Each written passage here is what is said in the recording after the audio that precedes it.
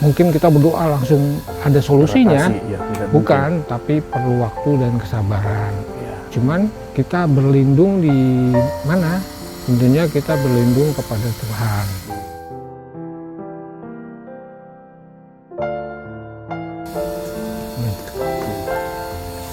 Pagi, Pak Jai. Gimana kabarnya, Pak? Baik. Ya, selamat hari Minggu.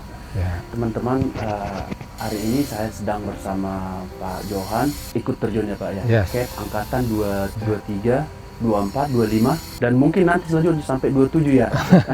Selama masih ada semangat dan energi untuk ikut terjun ya Pak ya. Ya, semoga. Ya, kita mau sharing-sharing dulu Pak, pengalaman Bapak selama menemani peserta-peserta CAP mulai dari 23 sampai hari ini. Oh ya, baik. Saya akan mundur sejenak bercerita waktu saya mau daftar CAP angkatan 22. 22, oh ya. Di mana saya mungkin juga mengalami apa yang dialamin teman-teman yang lainnya. Iya. Dimana kita memikir waktu sebelum bergabung dengan CAP, tentunya kita pikir apakah kita waktunya cocok. Waktu dulu saya kebetulan masih bekerja. Nah, pertama waktunya bisa nggak kita sesuaikan untuk ikuti. Yang kedua adalah bisa nggak kita mengikuti materinya. Jadi saya waktu itu saya masih ingat hari Minggu habis misa yang kedua itu saya baru pendaftaran mau ditutup, itu baru saya bergabung. Ya, karena pikirannya tadi maju mundur. Jadi saya putusin, baiklah saya coba dulu. Nah, kemudian setelah saya mengikuti CAP angkatan 22, malah saya makin merasakan Buah Roh Kudus itu bekerja dalam diri saya. Kenapa saya begitu? Malah saya menjadi ketua bina lanjut CAP angkatan pertama di Paroki Keluarga Kudus Romangun. Bina lanjut CAP ya? Betul. Jadi siswa-siswa yang lulusan CAP masuk ke situ lagi ya? Betul. Setelah D3 baru S1. Mungkin Tapi berapa lama itu Pak? Sama. 6 bulan sekitar juga? 6 bulan juga. Jadi terus jadi panitia juga lulusan selanjutnya? Iya, begitu. Ya? Jadi kalau sekarang kan kita kumpulin dulu untuk mengikuti bina lanjut CAP itu angkatan-angkatan yang sudah pernah ikut CAP. Iya. Gitu, Cai. Oke Pak, kita lanjut ke yang itu tadi.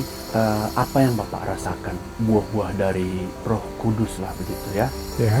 Sehingga Bapak mau ikut terjun membina angkatan-angkatan CAP dan bersedia menjadi ketua BL CAP di paroki kita. Oke. Mungkin saya analogikan seperti kita memelihara tanaman dalam sebuah pot kecil ya, untuk supaya dia bertumbuh dan berkembang, maka kita harus siram, harus beri pupuk dan memelihara tanaman itu dengan cinta kasih. Nah, begitu juga dengan iman kita. Iman kita kalau mau bertumbuh, kita harus beri pupuk, siram, dan cinta kasih. Jadi setelah pot yang kecil, tentunya dia kalau mau kita harapkan tumbuh yang besar, harus kita ganti wadahnya dengan yang lebih besar lagi. Iman kita juga sama. Kalau iman kita mau bertumbuh, maka kita harus cari apa wadahnya yang lebih besar, yaitu mungkin kalau dalam hal ini yang saya udah ikuti adalah CAP. Jadi itu membuat iman saya bertumbuh dan berkembang.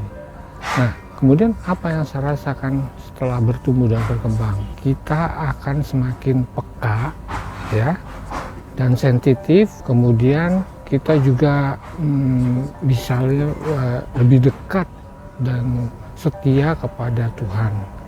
Ya, kita kan dalam hidup ini mengalami berbagai masalah ya. Masalah itu ada di pekerjaan, ada di lingkungan sekitar kita, mungkin keluarga kita. Nah, tapi dengan itu kan masalah-masalah itu bukan selesai dalam waktu, mungkin kita berdoa langsung ada solusinya, bukan, tapi perlu waktu dan kesabaran. Cuman kita berlindung di mana? Tentunya kita berlindung kepada Tuhan. Ya. Jadi solusinya bukan instan, tapi perlu waktu dan kesabaran. Tapi banyak juga yang gagal Pak di situ. Ya itulah ya, kita tahu nggak sabar, akhirnya jadi nyerah.